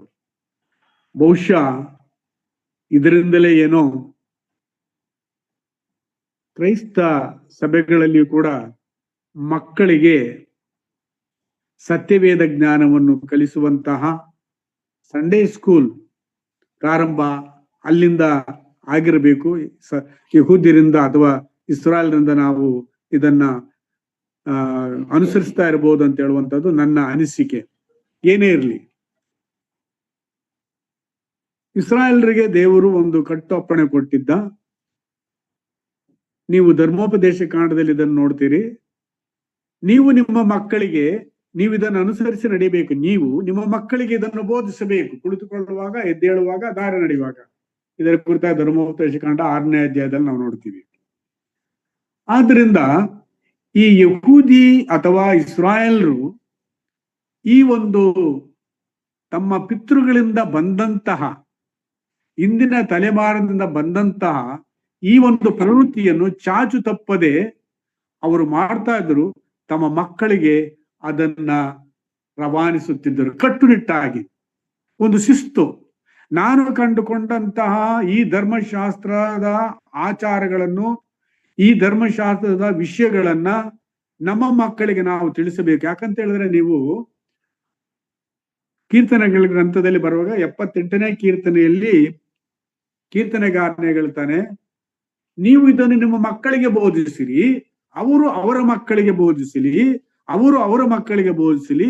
ಈ ಮೂಲಕವಾಗಿ ನಿಮ್ಮ ಮಕ್ಕಳು ಮೊಂಡರು, ದೇವದ್ರೋಹಿಗಳು, ಚಪಲಚಿತ್ತರು, ಅವಿದ್ಯರು ಆಗದೆ ಕರ್ತನಲ್ಲಿ ಭಯಭಕ್ತಿಯುಳ್ಳವರಾಗಿ ನಡೆಯುವುದನ್ನು ಕಲಿಯುತ್ತಾರೆ. ಇಲ್ಲಿ ನನ್ನ ಪಾಯಿಂಟ್ ಏನಂತ ಹೇಳಿದ್ರೆ, ತಿಮೋತಿಯನಿಗೆ ಸಣ್ಣ ಪ್ರಾಯದಲ್ಲಿಯೇ ಧರ್ಮಶಾಸ್ತ್ರದ ಪರಿಚಯವಾಗುವಲ್ಲಿ ಆತನ ತಾಯಿ ಮತ್ತು ಅಜ್ಜಿಯ ಪಾತ್ರ ಬಲು ಪ್ರಮುಖವಾದದ್ದು. ನನ್ನ ಪ್ರಿಯ ಸಹೋದರ ಸಹೋದರಿ, ಕ್ರೈಸ್ತ ಹಿನ್ನೆಲೆಯಿಂದ ನೀವು ಒಂದು ವೇಳೆ ಕ್ರಿಸ್ತನನ್ನು ನಂಬಿರುವವರು ಇಲ್ಲಿರುವುದಾಗಿದ್ದರೆ, ನಿಮಗೆ ಗೊತ್ತುಂಟು, ನಿಮ್ಮ ತಂದೆ ತಾಯಿಗಳು ಅಥವಾ ನಿಮ್ಮ ಅಜ್ಜಿ ತಾತ ಯಾವ ರೀತಿಯಲ್ಲಿ ನಿಮ್ಮ ಜೀವಿತದ ಮೇಲೆ ಪ್ರಭಾವವನ್ನು ಬೀರಿದರು. ಅವರ ಆದರ್ಶಮಯವಾದ ಜೀವಿತ ಕ್ರಿಸ್ತನನ್ನು ನಂಬಿದ ಮೇಲೆ ಅದು ಹೇಗೆ ನಿಮ್ಮನ್ನ ರೂಪಿಸ್ತದೆ ಅನ್ನುವುದಕ್ಕೆ ಕೆಲವರು ಸಾಕ್ಷಿಯಾಗಿರ್ಬಹುದು. ನನ್ನ ಪಾಯಿಂಟ್ ಇಲ್ಲಿ ಏನಂತ ಹೇಳಿದ್ರೆ, ನಮ್ಮ ಮಕ್ಕಳನ್ನ ಸಣ್ಣ ಪ್ರಾಯದಲ್ಲಿಯೇ ನಮಗೆ ಕೊಡಲ್ಪಟ್ಟಿರುವಂತಹ ಈ ಧರ್ಮಶಾಸ್ತ್ರದ ವಿಷಯದಲ್ಲಿ, ಸತ್ಯವೇದ ವಿಷಯದಲ್ಲಿ ಅವರನ್ನು ಬೆಳೆಸುವುದಕ್ಕೆ ಪ್ರಯತ್ನ ಮಾಡೋಣ. ಇಲ್ಲಿ ನಾವು ಯಾರು ತಂದೆ ತಾಯಿಗಳಿದ್ದೇವೆ, ಇದನ್ನ ಸೀರಿಯಸ್ ಆಗಿ ನಾವು ಆಲೋಚನೆ ಮಾಡೋಣ. ಒಂದು ವೇಳೆ ನಾವು ಅದನ್ನ ಈಗ ಮಾಡದಿದ್ದರೆ, ಆ ಮಕ್ಕಳು ಬೆಳೆದಿದ್ದಾದ ಮೇಲೆ ಅವರು ನಿಜವಾಗಲೂ ಸತ್ಯವೇದವನ್ನ ಸೀರಿಯಸ್ ಆಗಿ ಪರಿಗಣಿಸ್ಲಿಕ್ಕೆ ಆಗುವುದಿಲ್ಲ. ಪ್ರಾರ್ಥನಾ ಜೀವಿತವನ್ನ ಅವರು ಮಾಡಲಿಕ್ಕೆ ಬರುವುದಿಲ್ಲ. ಕ್ರಿಸ್ತನ ಮೇಲೆ ನಂಬಿಕೆ ಇಡಲಿಕ್ಕೆ ಅವರಿಗೆ ಸಾಧ್ಯತೆ ಇಲ್ಲ. ನಿಮ್ಮ ತಂದೆ ತಾಯಿಗಳು ನಿಮ್ಮನ್ನು ಆ ಶಿಸ್ತಿಗೆ ಒಳಪಡಿಸಿದ್ದರಿಂದ, ಫ್ಯಾಮಿಲಿ ಪ್ರೇಯರ್ಸ್, ಬೈಬಲ್ ಓದುವುದು ಹೇಗೆ ಅಂತೇಳಿ ಹೇಳಿಕೊಡುವುದರ ಮೂಲಕ, ಪ್ರಾರ್ಥಿಸುವುದು ಹೇಗೆ ಅಂತೇಳಿ ನಿಮ್ಮ ಜೊತೆಯಲ್ಲಿ ಕುಳಿತು ಅವರು ಸತ್ಯವೇದವಾದ ಕಥೆಗಳನ್ನು ಹೇಳಿ ಅದರಲ್ಲಿರುವಂತಹ ಅನುಸರಿಸಬೇಕಾದಂತಹ ಸಂಗತಿಗಳನ್ನ ನಿಮ್ಮ ಮುಂದೆ ಹೇಳಿದ್ದರಿಂದ ನಿಮ್ಮಲ್ಲಿ ಅನೇಕರು ಇವತ್ತು ಉತ್ತಮ ವಿಶ್ವಾಸಿಗಳಾಗಿ ಜೀವಿಸ್ತಾ ಇದ್ದೀರಿ. ಇದನ್ನು ನಾವು ಮರೆಯೋದು ಬೇಡ. ನಮಗೆ ಸಿಕ್ಕಿದ ಆ ಬೆಳಕು ಅಥವಾ ನಮಗೆ ಸಿಕ್ಕಿದಂತೆ ಈ ಬೋಧನೆಯ ಹಿನ್ನೆಲೆಯಲ್ಲಿ let us take seriously to deal with our children. ನಮ್ಮ ಮಕ್ಕಳ ಜೊತೆಯಲ್ಲಿ ನಾವು ಗಂಭೀರವಾಗಿ ಈ ವಿಷಯಗಳನ್ನ ತೆಗೆದುಕೊಳ್ಳುವುದಕ್ಕೆ ದೇವರು ನಮಗೆ ಸಹಾಯ ಮಾಡಲಿ. ನಮ್ಮ ಮಕ್ಕಳಿಗೋಸ್ಕರ ನಾವು ಅನೇಕ ಆಸ್ತಿಗಳನ್ನು ಬಿಟ್ಟು ಹೋಗ್ಬೋದು ಪ್ರಿಯರೇ. ಅದೆಲ್ಲವೂ ಈ ಲೋಕದ ಆಸ್ತಿಗಳೇ. ಹಣ, ಭೂಮಿ, ಬೆಳ್ಳಿ, ಬಂಗಾರ ಇವೆಲ್ಲವೂ ಈ ಜೀವ ಇರುವವರಿಗೆ ಮಾತ್ರ ಈ ಲೋಕದ್ದು. ಆದ್ರೆ ಒಬ್ಬ ವ್ಯಕ್ತಿಗೆ ಕರ್ತನಾದ ಯೇಸು ಕ್ರಿಸ್ತನನ್ನ ಸತ್ಯವೇದದಲ್ಲಿ ಬರೆಯಲ್ಪಟ್ಟ ಮೇರೆಗೆ ನಾವು ಪರಿಚಯಿಸುವುದಾಗಿದ್ದರೆ ಅನಂತ ಕಾಲದ ಸಂಪತ್ತನ್ನ ಆ ಮಕ್ಕಳಿಗೆ ನಾವು ದಾರಿ ಎರೆದು ಕೊಟ್ಟಾಗ್ತದೆ. ಅದಕ್ಕೆ ಸಮಾನಾದದ್ದು ಇನ್ನೊಂದು ಆಸ್ತಿ ನಾವು ಮಕ್ಕಳಿಗೆ ಕೊಡುವುದಕ್ಕೆ ಇಲ್ಲ. ಸೊ ತಿಮೋತಿಯನಿಗೆ ತನ್ನ ಅಜ್ಜಿ ಮತ್ತು ತಾಯಿಯ ಕೊಡುಗೆ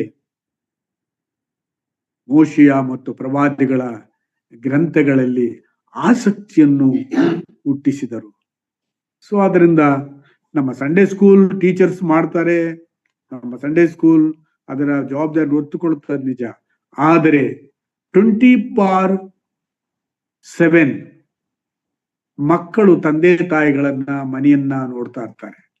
ನಮ್ಮ ಮನೆಯಲ್ಲಿ ವಿಶ್ವಾಸಿಗಳೆನಿಸಿಕೊಂಡಂತ ಪ್ರಿಯ ಪೋಷಕರೇ, ನಿಮ್ಮ ಮಕ್ಕಳು ನೀವು ಕ್ರಿಸ್ತನನ್ನು ನಲ್ಲಿ ನಡೆಯುವುದನ್ನ ನೋಡ್ಲಿ, ನೀವು ಪ್ರಾರ್ಥಿಸುವುದನ್ನು ನೋಡಲಿ, ನೀವು ಸತ್ಯವೇದ ಓದುವುದನ್ನು ನೋಡಲಿ, ನೀವು ಬಾಯ್ಪಾಠ ಮಾಡುವುದನ್ನು ನೋಡಲಿ, ನೀವು ವಿಧಿಯರಾಗಿ ನಡೆಯುವುದನ್ನು ನೋಡಲಿ. ಮಕ್ಕಳು ಪೋಷಕರಿಂದ ಕಲಿತಿದ್ದು ಅವರ ಮುಂದಿನ ಅನೇಕ ದಶಕಗಳವರೆಗೂ ಅದು ಪ್ರಭಾವವನ್ನು ಬೀರುತ್ತದೆ. ತಿಮೋತಿಯನಿಗೆ ಈ ವಿಷಯವು ಅಜ್ಜಿ ಮತ್ತು ತಾಯಿಯಿಂದ ಬಂತು. ಮೊದಲನೇ ಪ್ರಯಾಣದಲ್ಲಿ ಪೌಲನು ಇವರು ಊರಿಗೆ ಹೋಗಿ ಬೋಧಿಸಿದಾಗ ಅದು ಇನ್ನೂ ಆತನಿಗೆ ಸ್ಪಷ್ಟವಾಗಿ ಕ್ರಿಸ್ತನಲ್ಲಿ ನಂಬಿಕೆ ಇಡಲಿಕ್ಕೆ ಸಾಧ್ಯತೆ ಆಯಿತು. ಮುಂದಕ್ಕೆ ಹೋಗೋಣ. ಮೊದಲನೇ ಪ್ರಯಾಣದಲ್ಲಿ ಒಂದು ವೇಳೆ ಕ್ರಿಸ್ತ ನಂಬಿಕೆಗೆ ಈ ತಿಮೋತಿಯನು ಬಂದಿರುವುದಾಗಿದ್ದರೆ ಆತನ ಇಂದಿನ ಸಂಪ್ರದಾಯದ ಜೀವಿತ ಶಿಸ್ತಿನಲ್ಲಿ ಬೆಳೆಸಿತ್ತು, ಧಾರ್ಮಿಕವಾಗಿ ಬೆಳೆಯಲಿಕ್ಕೆ ಸಹಾಯ ಮಾಡಿತು. ಕ್ರಿಸ್ತನನ್ನು ನಂಬಿದ ಮೇಲೆ ಕ್ರಿಸ್ತನ ಸುವಾರ್ತೆಯ ಬೆಳಕು ಆತನಲ್ಲಿ ಕಾರ್ಯ ಮಾಡುವಾಗ ಆತನ ಕ್ಯಾರೆಕ್ಟರ್ಸ್ ಅಲ್ಲಿ ಮತ್ತಷ್ಟು ಬದಲಾವಣೆಗಳನ್ನು ತಂದದ್ದನ್ನ ಸಭೆಯವರು ಗುರುತಿಸಿದರು. ಲುಸ್ತ್ರ ಪಟ್ಟಣದಲ್ಲಿ ಇದ್ದ ಸಭೆಯು ಗುರುತಿಸಿತು ಮತ್ತು ಅಲ್ಲಿಂದ ಸ್ವಲ್ಪ ದೂರದಲ್ಲಿದ್ದ ಇಕೋನಿಯ ಸಭೆಯಲ್ಲಿದ್ದಂತಹ ಜನರು ಕೂಡ ಇದನ್ನು ಗುರುತಿಸಿ ಪೌಲನು ಎರಡನೇ ಪ್ರಯಾಣದಲ್ಲಿ ಬರ್ತಾನೆ. ಎರಡನೇ ಪ್ರಯಾಣದಲ್ಲಿ ಬರುವಾಗ ಪೌಲನ ಜೊತೆಯಲ್ಲಿ ಶೀಲನು ಬರ್ತಾನೆ. ಈಗ ಬಾರ್ನಬನು ಇಲ್ಲ. ಸೊ ಈ ಎರಡನೇ ಪ್ರಯಾಣ ಮಾಡ್ಲಿಕ್ಕೆ ಕಾರಣ ಏನಂತ ಹೇಳಿದ್ರೆ, ಮೊದಲನೇ ಪ್ರಯಾಣದ ಅಂತ್ಯಫಲವಾಗಿ ಅನೇಕ ಗ್ರೀಕರುಗಳು ರೋಮ್ ಸಾಮ್ರಾಜ್ಯದಲ್ಲಿದ್ದಂಥವರು ಕ್ರಿಸ್ತನನ್ನು ನಂಬಿದರು, ಯಹೂದ್ಯರಲ್ಲದಂಥವರು. ಸೊ ಯಹೂದಿ ಕ್ರೈಸ್ತರಲ್ಲಿ ಒಂದು ಗೊಂದಲ ಉಂಟಾಯಿತು. ನಾವೇನೋ ಯಹೂದ್ಯರು, ಇವರು ಕಟ್ಟಮಸ್ತವಾದಿಗಳು, ಜಾತಿವಾದಿಗಳು, ಸಂಪ್ರದಾಯವಾದಿಗಳು. ಸೊ ಇವರು ಹಿನ್ನೆಲೆ ಇದ್ದುದರಿಂದ ಇವರಿಗೆ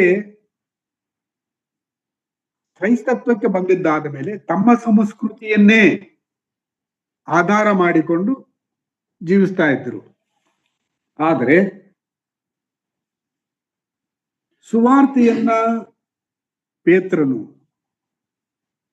ಕೊರ್ನೆಲ್ಲನ ಮನೆಯಲ್ಲಿಯೂ, ಫಿಲಿಪ್ಪನು ಸಮಾರ್ಯದಲ್ಲಿಯೂ, ಪೌಲ ಬಾರ್ನಬರು ಏಷ್ಯಾ ಖಂಡದಲ್ಲಿಯೂ ಸಾರಿದಾಗ ಅನೇಕ ಅನ್ಯರು ಕ್ರಿಸ್ತನನ್ನು ನಂಬಿದರು.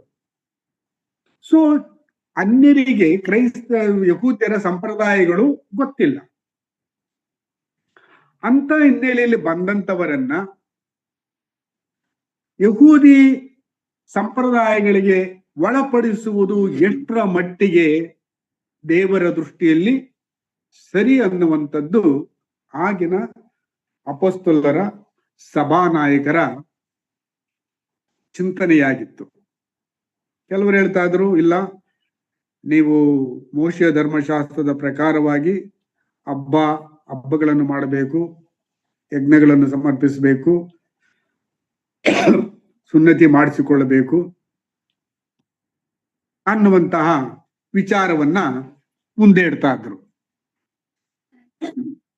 ಆದರೆ ಗ್ರೀಕರಿಗೆ, ರೋಮಾಯರಿಗೆ ಇದು ಒಗ್ಗದ ವಿಷಯ.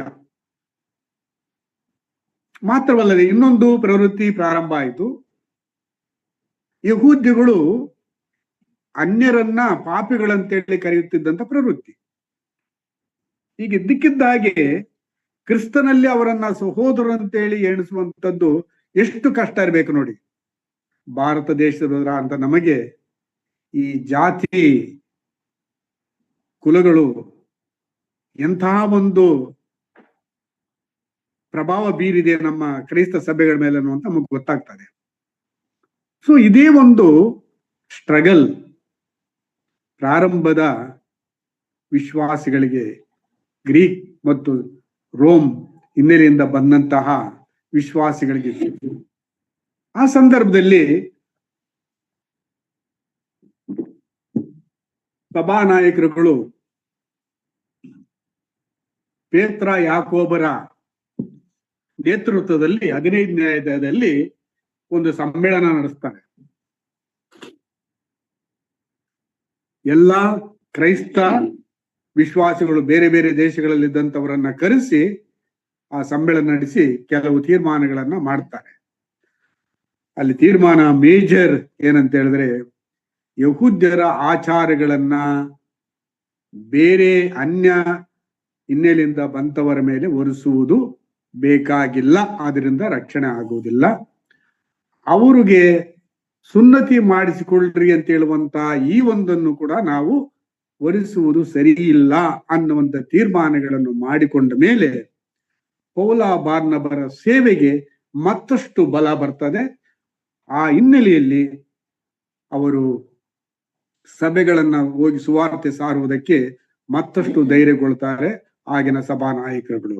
ಈ ಹಿನ್ನೆಲೆಯಲ್ಲಿ ಈ ಎರಡನೇ ಪ್ರಯಾಣವನ್ನ ಪೌಲನು ಪ್ರಾರಂಭ ಮಾಡುವಾಗ ಶೀಲನನ್ನು ಕರೆದುಕೊಳ್ತಾನೆ. ಶೀಲ one of the representatives from the ಯೆರೂಸಲೇಮ್ ಚರ್ಚ್.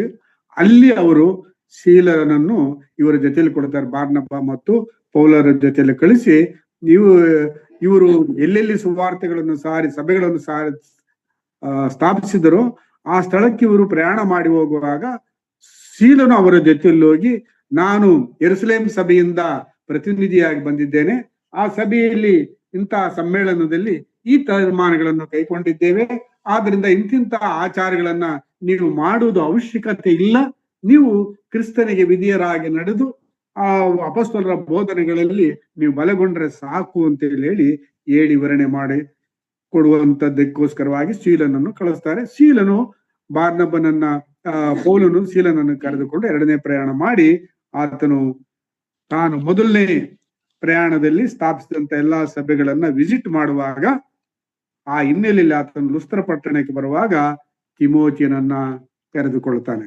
ಗುರುತಿಸ್ತಾನೆ. ಈ ತಿಮೋತಿಯನ ವಿಷಯದಲ್ಲಿ ಒಳ್ಳೆಯ ಸಾಕ್ಷಿ ಆತನು ಕಂಡುಕೊಳ್ಳುತ್ತಾನೆ. ಆದಿ ಅಪೊಸ್ತಲರ ಮತ್ತು ಅವರಿದ ನಂತರ ಶಿಷ್ಯರಲ್ಲಿನ ಒಂದು ಪ್ರವೃತ್ತಿ ಏನಂತ ಹೇಳಿದ್ರೆ, ಸುವಾರ್ತೆ ಬೆಳೆಯಬೇಕು, ಅದು ಹಬ್ಬಬೇಕು, ಎಷ್ಟು ಜನ ಇದ್ದರೂ ಕೂಡ ಸಾಕಾಗುವುದಿಲ್ಲ. ಸೊ ಅವರು ಎಲ್ಲಿ ಒಳ್ಳೆ ಸೇವಕರುಗಳು ಗುರುತಿಸಿ ಅವರನ್ನ, ಈ ನಮ್ಮ ಸಭೆಯಲ್ಲಿ ಇಂಥವರು ಇದ್ದಾರೆ, ಇವರು ಸೇವೆಗೆ ಯೋಗ್ಯರಾಗಿ ಇದ್ದಾರೆ ಅಂತ ಹೇಳುವಾಗ ಅಂಥವರನ್ನ ಆರಿಸಿಕೊಂಡು ಸಭೆಯಲ್ಲಿ ಹಿರಿಯರನ್ನಾಗಿ, ಸಭಾ ಸೇವಕರನ್ನಾಗಿ ಮತ್ತು ಸುವಾರ್ಥ ಸೇವಕರನ್ನಾಗಿ ನೇಮಿಸ್ತಾ ಇದ್ರು. ಸೊ ಪೌಲನು ಲುಸ್ತ್ರ ಪಟ್ಟಣಕ್ಕೆ ಬರುವಾಗ ಆತನ ಕಣ್ಣಿಗೆ ಬಿದ್ದಿದ್ದು ತಿಮೋತಿ. ತಿಮೋತಿ ಅಂದರೆ ಆ ಮಾತಿನ ಅರ್ಥ ಏನಂತ ಹೇಳಿದ್ರೆ, ಗ್ರೀಕ್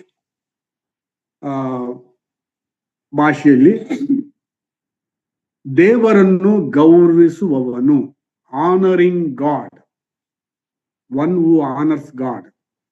ಇನ್ನೊಂದು ಅರ್ಥನೂ ಅದಕ್ಕುಂಟು, ಆನರ್ಡ್ ಬೈ ಗಾಡ್, ದೇವರಿಂದ ಗೌರವಿಸಲ್ಪಡುವವನು ಅನ್ನುವಂತ ಅರ್ಥ.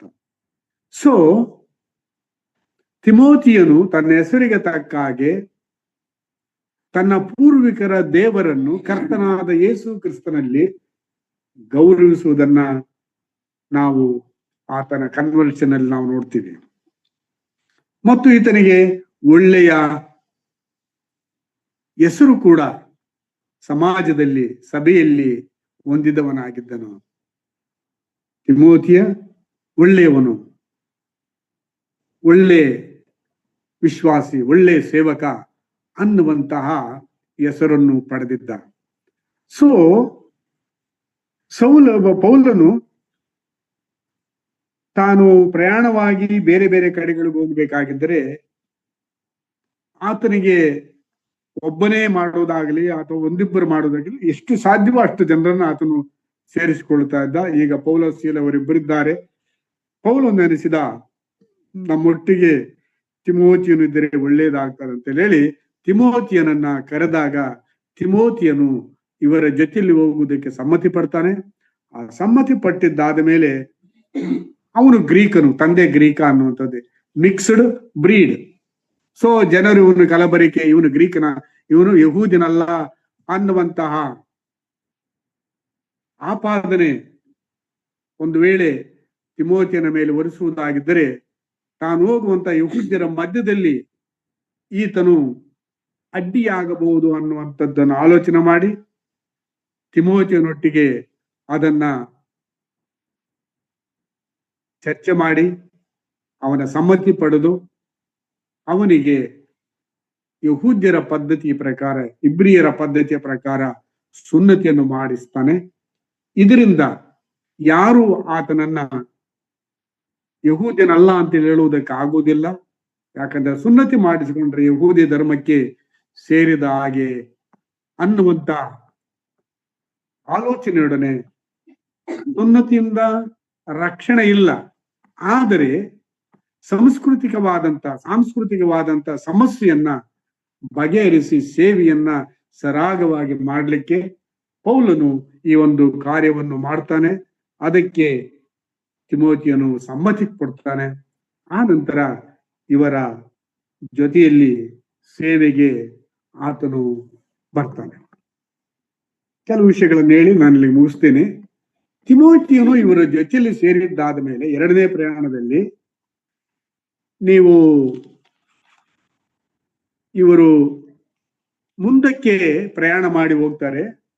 16ನೇ ಅಧ್ಯಾಯದ 6ನೇ ವಚನದಲ್ಲಿ ನಾವು ನೋಡ್ತೀವಿ. ಮುಂದೆ ಪ್ರಯಾಣ ಸುವಾರ್ತೆ ಹೇಳ್ಬೇಕಾದ್ರೆ ದೇವರ ಆತ್ಮನು ತಡೆದ ಇವರನ್ನ. ದೇವರಾತ್ಮನು ತಡೆದ ಇವರು ಗಲಾತ್ಯ ಸೀಮೆಯನ್ನು ದಾಟಿ ಮುಂದಕ್ಕೆ ಪ್ರಯಾಣ ಮಾಡುವಾಗ ದೇವರಾತ್ಮನು ಅವರಿಗೆ ಹೇಳ್ದ, ನೀವು ಮಕೆದೋನ್ಯ ಸೀಮೆಗೆ ಹೋಗ್ಬೇಕಂತೇಳಿ.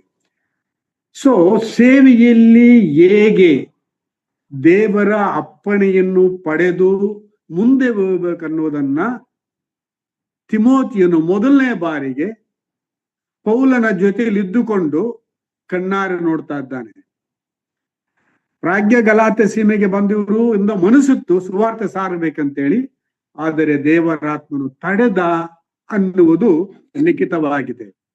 ಮುಂದೆ ಅವರಿಗೆ ಇಲ್ಲಿ ನೀವು ಸಾರುವುದು ಬೇಡ, ಎಲ್ಲಾ ಕಡೆಗಳು ಸುವಾರ್ತೆ ಸಾರಬೇಕು ನಿಜ, ಆದರೆ ದೇವರಾತ್ಮನು ತಡೆದದ್ದನ್ನ ಗಮನಿಸಿದಂತ ಪೌಲನು ಮತ್ತು ಆತನ ಸಂಗಡಿಗರು ಮೆಕದೋನ್ಯ ಸೀಮೆ ಕರೆಯನ್ನ ಅವರು ಮಂದಿಸಿ ಅದು ದೇವರ ಕರೆ ಅಂತ ತಿಳಿದು ಮೆಕದೋನ್ಯ ಸೀಮೆಗೆ ಪ್ರಯಾಣ ಮಾಡ್ತಾರೆ. ತಿಮೋತಿಯನಿಗೆ ಮೊದಲನೆಯ ಅನುಭವ, I cannot do as I want. ನಾನು ಸೇವೆಯನ್ನು ಮಾಡುವಾಗ ನನ್ನ ಮನಸ್ಸು ಏನ್ ಹೇಳ್ತಾ ಅದನ್ನು ಮಾಡುವುದಲ್ಲ, ದೇವರಾತ್ಮನು ಏನು ಹೇಳುತ್ತಾನೋ ಅದನ್ನ ಕೇಳಿ ವಿಧೇಯತೆಯನ್ನು ತೋರಿಸುವಂಥದ್ದು ಬಹಳ ಪ್ರಮುಖವಾದದ್ದಲ್ಲಿ. ಸೇವೆಯ ಪ್ರಥಮ ದಿನಗಳಲ್ಲಿಯೇ ತಿಮೋತಿಯನು ಕಲಿತನು. ಮುಂದಕ್ಕೆ ಅವರು ಹೋಗುವಾಗ ಫಿಲಿಪ್ಪಿ ಪಟ್ಟಣಕ್ಕೆ ಬರ್ತಾರೆ. ಫಿಲಿಪ್ಪಿ ಪಟ್ಟಣದಲ್ಲಿ ಪ್ರಥಮ ಬಾರಿಗೆ ತಿಮೋತಿಯನಿಗೆ ಅನುಭವ. ಫಿಲಿಪ್ಪಿ ಪಟ್ಟಣದವರು ನದಿ ತೀರದಲ್ಲಿ ಸೇರ್ಪಡ್ತದಂತ ಸ್ತ್ರೀಯರ ಗುಂಪು. ಅಲ್ಲಿ ಪೌಲನು ಮಾತನಾಡಿದ್ದು ಇದನ್ನೆಲ್ಲ ಕೇಳಿಸಿಕೊಳ್ತಾ ಇದ್ದಾನೆ. ಗರಡುಗಾತಿಯಾದಂತ ಒಬ್ಬ ಹುಡುಗಿ, ಆಕೆಯಲ್ಲಿದ್ದಂತ ದೆವ್ವ ಬಿಟ್ಟು ಹೋದ ಸ್ಥಿತಿ. ಅದಾದ ನಂತರ ಫಿಲಿಪ್ಪಿ ಪಟ್ಟಣದಲ್ಲಿ ಪೌಲ ಶೀಲರಿಗೆ ಉಂಟಾದಂತಹ ಹಿಂಸೆಗಳು, ವಿರೋಧ, ಚಾವಡಿಗೆ ಕರೆದುಕೊಂಡು ಹೋಗಿದ್ದು, ಹಿರಿಯರಿಂದ ತೀರ್ಪುಗಳು, ಇವರಿಗೆ ಸರಿಯಾಗಿ ಹೊಡೆದಿದ್ದಾರೆ, ಅವರನ್ನ ಸೆರೆಮನೆಯಲ್ಲಿ ಹಾಕಿದ್ದಾರೆ. ಸೆರೆಮನೆಯಲ್ಲಿ ಇರುವಾಗ ದೇವರು ಅದ್ಭುತವನ್ನು ಮಾಡಿ ಭೂಕಂಪವನ್ನು ಕಳಿಸಿದ್ದು, ಸೆರೆ ಯಜಮಾನನ ಅದ್ಭುತವಾದಂತಹ ರೀತಿಯಲ್ಲಿ ಕ್ರಿಸ್ತನನ್ನು ಕಂಡುಕೊಂಡಿದ್ದು, ಎಲ್ಲ ಅನುಭವಗಳು ಪ್ರಥಮ ಬಾರಿಗೆ ಪೌಲನ ಸಂಗಾತಿಯಾಗಿದ್ದಂತ, ಜೊತೆ ಸೇವಕನಾಗಿ ಹೊಸದಾಗಿ ರಿಕ್ರೂಟ್ ಆಗಿದ್ದಂತಹ ತಿಮೋತಿಯನಿಗೆ ಅನುಭವಗಳು. ದೇವರ ಬಳಿ ಹೇಗೆ ಕಾಯಬೇಕು, ದೇವರ ಸ್ವರವನ್ನು ಹೇಗೆ ಕೇಳಿಸಿಕೊಳ್ಳಬೇಕು, ಆತನು ಹೇಳಿದ ಹೇಗೆ ಮಾಡಬೇಕು ಸೇವೆ. ಆ ಸೇವೆ ಮಾಡುವಾಗ ನಮಗೆ ಬರುವಂತಹ ಹಿಂಸೆಗಳು ಯಾವ ಮಟ್ಟಕ್ಕಿರ್ತದೆ ಅನ್ನುವುದನ್ನ ಮೊದಲನೆಯ ದಿನಗಳಲ್ಲಿಯೇ ತಿಮೋತಿಯನಿಗೆ ಪೌಲನ ಜೊತೆಯಲ್ಲಿ ಅನುಭವಗಳಾಗ್ತದೆ. ಮುಂದೆ ಅವರು ಆ ಪಟ್ಟಣವನ್ನು ಬಿಟ್ಟು ಹೋಗುವಾಗ ಥೆಸಲೋನಿಕಕ್ಕೆ ಬರ್ತಾರೆ. ಥೆಸಲೋನಿಕದಲ್ಲಿಯೂ ಅವರಿಗೆ ಇದೇ ತರದ ಸನ್ನಿವೇಶ ಉಂಟಾಗ್ತದೆ. ಅಲ್ಲಿ ಥೆಸಲೋನಿಕದಲ್ಲಿ ಸಭೆ ಸ್ಥಾಪನೆ ಮಾಡ್ತಾರೆ. ಬೆರೋಯಕ್ಕೆ ಬರ್ತಾರೆ. ಅಲ್ಲಿಯೂ ಅವರಿಗೆ ಇದೇ ಪರಿಸ್ಥಿತಿ ಉಂಟಾಯಿತು. ಮುಂದೆ ಅಥೇನೆಗೆ ಹೋಗ್ತಾರೆ. ಅಥೇನೆದಲ್ಲಿಯೂ ಕೂಡ ಅವರು ಹೆಚ್ಚು ದಿನಗಳು ಇರ್ಲಿಕ್ಕೆ ಆಗಲಿಲ್ಲ. ಅಲ್ಲಿಂದ ಕೋರಿಂಥ ಪಟ್ಟಣಕ್ಕೆ ಬರ್ತಾರೆ. ಇದು ತಿಮೋಥಿಯನಿಗೆ ಸೇವೆಯ ಪ್ರಾರಂಭದ ದಿನಗಳಲ್ಲಿ ಆದಂತಹ ಅನುಭವಗಳು. ದೇವರು ನಮ್ಮ ಪ್ರತಿಯೊಬ್ಬರು ಯೇಸುವನ್ನು ನಂಬಿದಂಥವರು ಆತನನ್ನು ಸರಿಯಾದ ರೀತಿಯಲ್ಲಿ ತಿಳುಕೊಂಡು ಹಿಂಬಾಲಿಸಿ ಆತನ ಸೇವೆಯನ್ನು ಮಾಡಬೇಕನ್ನುವಂಥದ್ದು ಆತನ ಆಸೆ. ನಮ್ಮ ಕರ್ತನಾದ ಯೇಸು ಕ್ರಿಸ್ತನು ಈ ಲೋಕದಲ್ಲಿದ್ದಾಗ, ಇದನ್ನು ನಾವು ಮತ್ತಾಯನ ಬರೆದ ಸುವಾರ್ತೆ 10ನೇ ಅಧ್ಯಾಯದಲ್ಲಿ ನೋಡ್ತೀವಿ. ಬೆಳೆಯು ಬಹಳ, ಕೆಲಸದವರು ಕೊಂಚ. ಬೆಳೆ ಯಜಮಾನನ್ನು ಕೇಳಿಕೊಳ್ಳ್ರಿ, ತನ್ನ ಹೊಲಕ್ಕೆ ಹೆಚ್ಚು ಆಳುಗಳನ್ನು ಕಳಿಸುವ ಹಾಗೆ. ಇವತ್ತು ಕ್ರಿಸ್ತನ ಸೇವೆ ಮಾಡುವಂತ ಈ ಒಂದು ಸಂಸ್ಥೆಯಲ್ಲಿ ತುಂಬಾ ವೇಕೆನ್ಸಿ ಇದೆ. ದೇವರು ಕರೆಯುತ್ತಿದ್ದಾನೆ. ತಿಮೋಥಿಯನನ್ನು ದೇವರು ಕರೆದ ಪೌಲನ ಮುಖಾಂತರವಾಗಿ. ಪೌಲನು ತಿಮೋಥಿಯನು ವಿಧೇಯನಾದನು. ಸೇವೆ ಸುಲಭವಲ್ಲ. ಸೇವೆಯು ನಮ್ಮ ಸ್ವಂತ ಬಲದ ಮೇಲೆ, ಜ್ಞಾನದ ಮೇಲೆ, ಬುದ್ಧಿವಂತಿಕೆ ಮೇಲೆ ನಡೆಸುವಂಥದ್ದಲ್ಲ. ನಾವು ಕ್ರಿಸ್ತನವರು ಅಂದ ಮೇಲೆ ಅದಕ್ಕೆ ಬೇಕಾದಂತಹ ಸೇವೆ ಮಾಡಲಿಕ್ಕೆ ಶಕ್ತಿಯನ್ನ, ಬಲವನ್ನ, ಹಣವನ್ನ, ಸಾಮರ್ಥ್ಯವನ್ನ ಕೊಡುವಾತನು ದೇವರೇ. ನಾನು ನಿಮಗೆ ಪ್ರಾರಂಭದಲ್ಲಿ ಮಿಷನರಿಗಳ ಕಥೆ ಹೇಳಿದೆ. ಮಿಷನರಿಗಳು ಬಂದು ಈ ದೇಶದ ಅಂಧಕಾರವನ್ನ,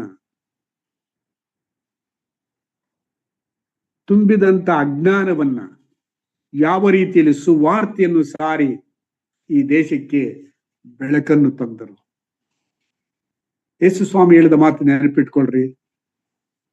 ನೀವು ಕ್ರಿಸ್ತನನ್ನು ನಂಬಿದರೆ ನೀವು ಬೆಳಕಾಗಿದ್ದೀರಿ. ನೀವಿರುವ ಮನೆಯಲ್ಲಿ, ನೀವು ಕೆಲಸ ಮಾಡುವ ಆಫೀಸಲ್ಲಿ, ನೀವು ಓಡಾಡುವ ಜಾಗದಲ್ಲಿ ನೀವು ಬೆಳಕಾಗಿದ್ದೀರಿ. ಆ ಬೆಳಕು ಕತ್ತಲಲ್ಲಿ ಮುಸುಕುವುದಿಲ್ಲ. ಕತ್ತಲು ಅದನ್ನ ಮುಸುಕಲಿಕ್ಕೆ ಸಾಧ್ಯತೆ ಇಲ್ಲ.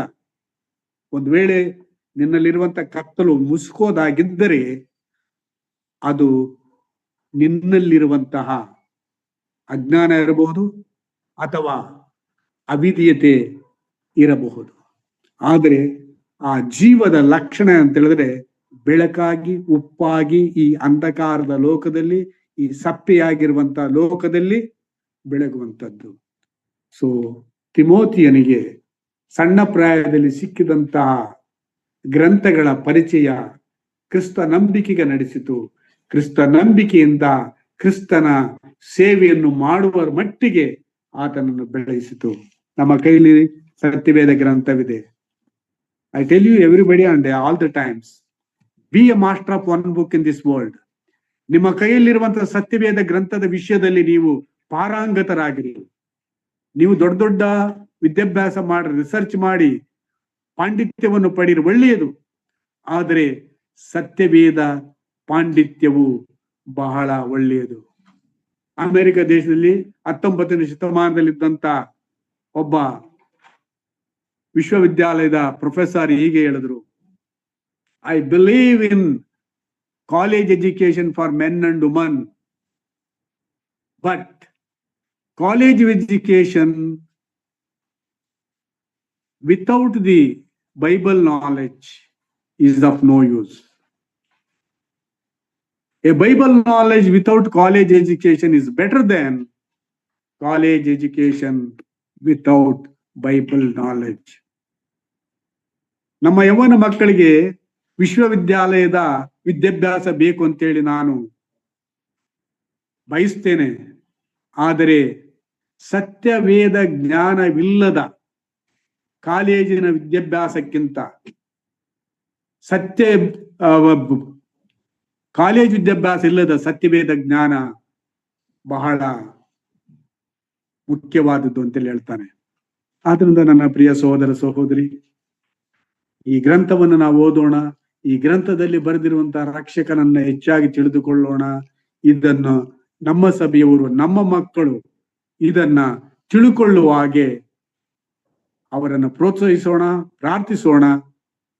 ಅನೇಕ ತಿಮೋತಿಯರನ್ನ ನಾವು ಸಿದ್ಧಪಡಿಸಲಿಕ್ಕೆ ದೇವರ ಆತ್ಮನು ಈ ದಿನಗಳಲ್ಲಿ ನಮ್ಮ ಸಭೆಗಳಲ್ಲಿ, ನಮ್ಮ ಮನೆಗಳಲ್ಲಿ ನಮ್ಮೊಬ್ಬೊಬ್ಬರಿಗೂ ಸಹಾಯ ಮಾಡಲಿ.